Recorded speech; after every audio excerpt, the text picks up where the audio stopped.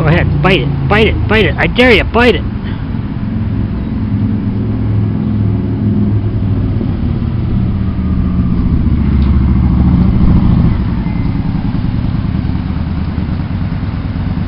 Very cool.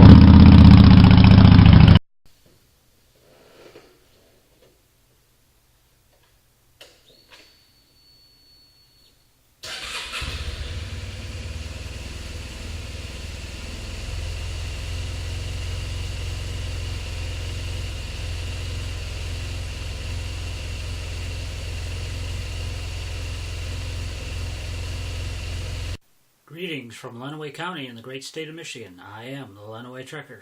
And this last weekend, I did manage to get to Motor City Comic Con. This is the little guide that they give you for free. And it's got all the nice little stuff on it. And I've got some video that I took over at the Comic Con. It was just crowded as all can be. I didn't get to stay too long because I was on call and I had to take some other calls. But I do have some of the footage still in the camcorder, so I'll roll that right now.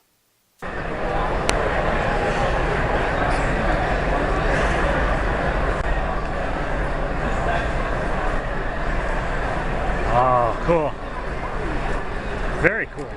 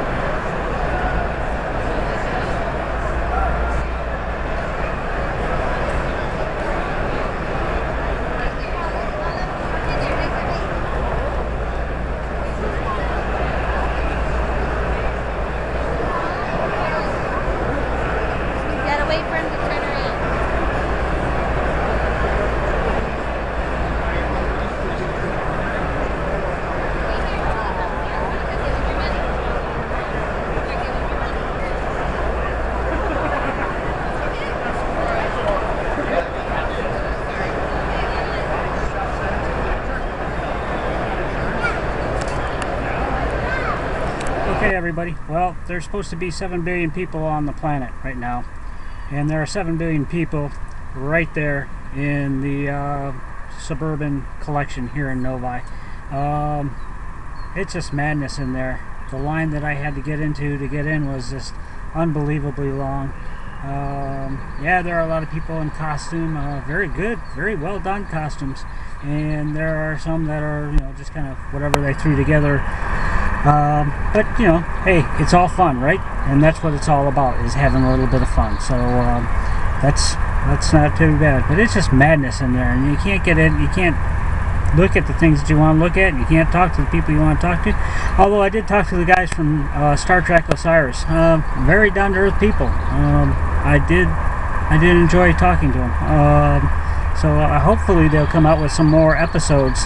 They do some pretty good next generation type stories, and we did get into a discussion about J.J. Abrams' remake of Star Trek, and apparently both of us are not too happy with the remake.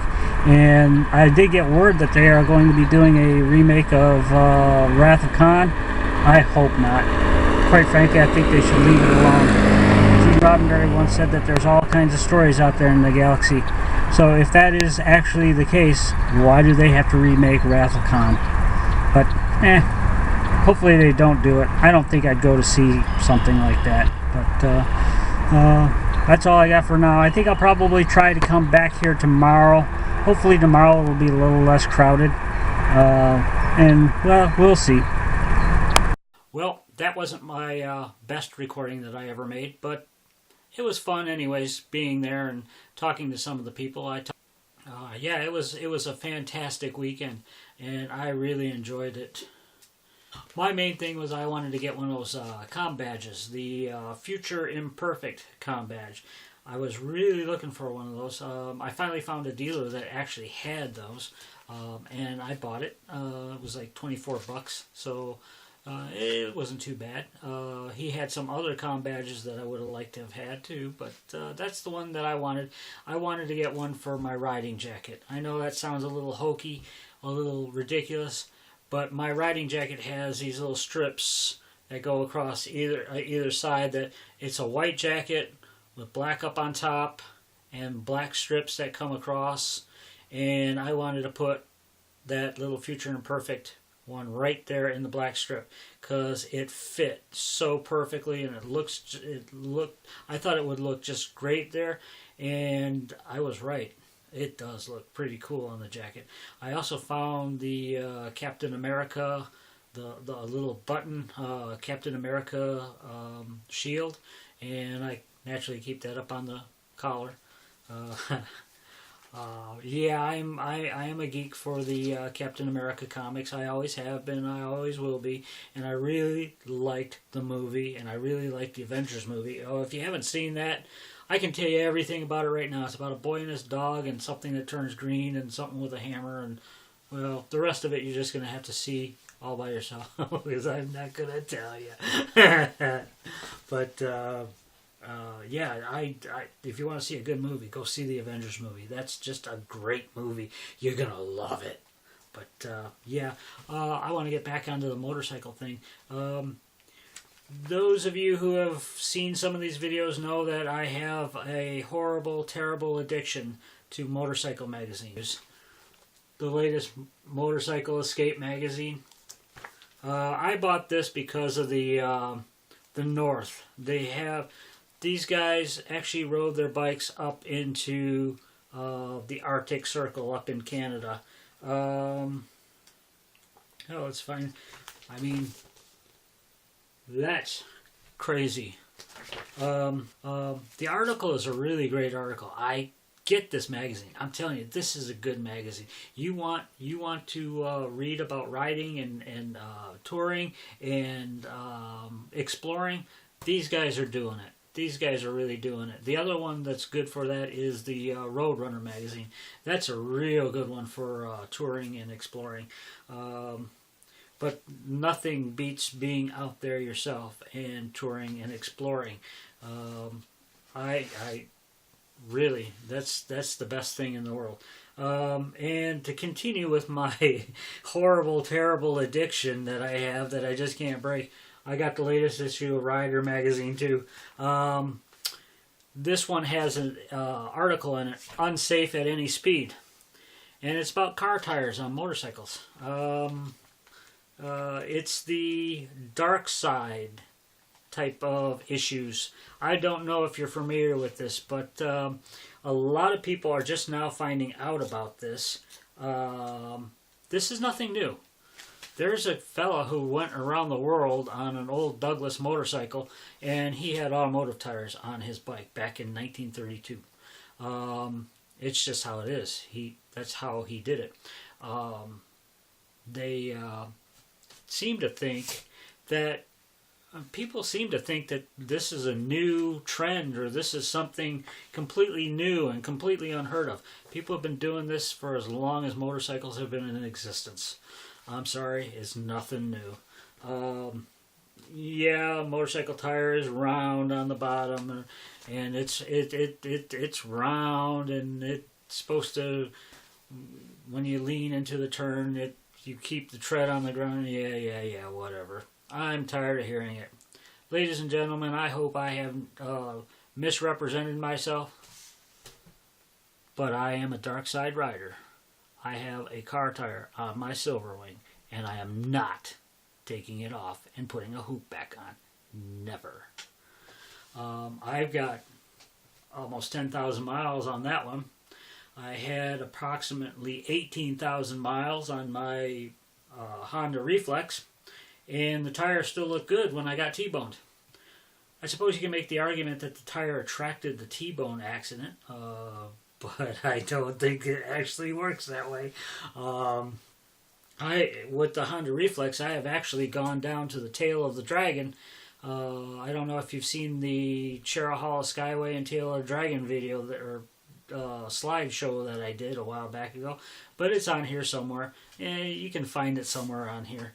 But that's the Reflex that I used when I was down there. If I was going to have a problem with that automotive tire on the bike, that's the place that I would have had the problem. I didn't have a problem though.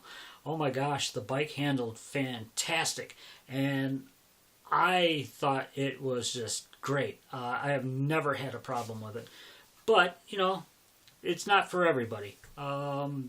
People will ask, does the bike handle any better? No, it doesn't really handle better. And then that brings up, well, if it doesn't handle better, it must handle worse.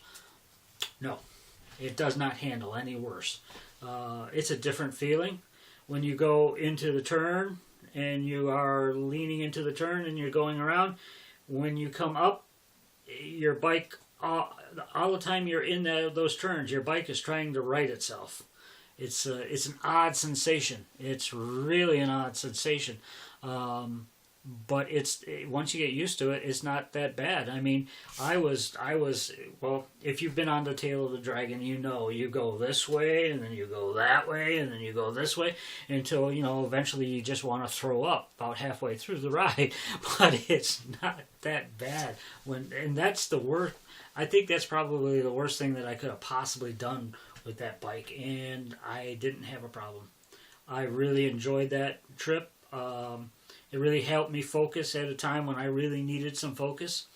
But I don't have a problem with putting a car tire on my bike. My Silverwing has behaved just fine with it, and I don't see an issue with it. But, it's not for everybody.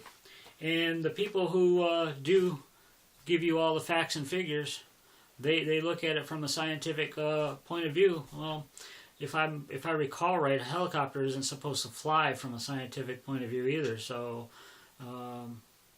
hey, maybe I should put a helicopter tire on the back of the Silverwing. That might be interesting.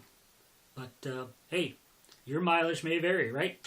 So, well, that's all I got to say for right now. You guys have a great holiday weekend. Take it easy. So keep alert. Remember, we're invisible, folks. Our cloaking devices are working just fine. When you're out there, ride safe. Runaway Trekker, out.